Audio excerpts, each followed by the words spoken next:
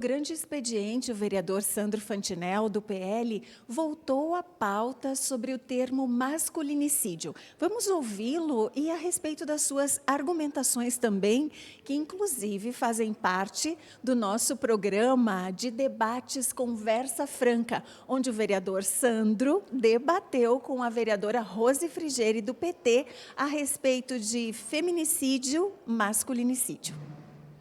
Olá, tudo bem a todos? É uma alegria sempre estar aqui presente com vocês e a gente vai continuar lutando nessa pauta. É uma pauta que está se alongando o Brasil afora, graças a Deus. Estamos tendo bastante juízes e juízas apoiando essa causa, entendendo que, infelizmente, ela realmente existe, né? Não pode ser simplesmente escondida, não pode simplesmente ser jogada num canto. A verdade é que existem homens maus e existem mulheres más. Essa é a verdade e faz parte da raça humana, faz parte da nossa sociedade.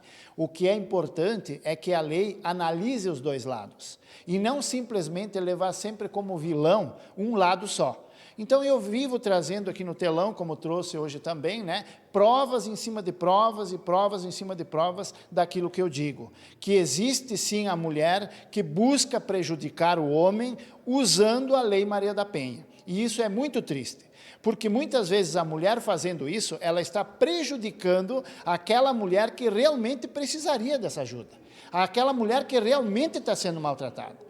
Então, por causa disso, a gente vai continuar essa luta, nós não vamos parar e nós queremos que sim, que os direitos iguais sejam respeitados, como a nossa Constituição diz. Não é porque um é branco, preto, amarelo, ou é homem ou é mulher, seja mais ou vala mais que os outros. A gente quer o mesmo direito para todo mundo. Você quer me processar? Prove.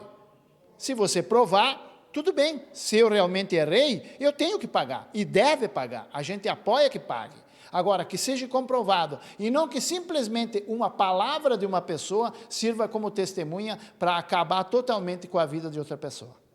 Muito obrigada, vereador. E nós vamos encerrando por aqui, sempre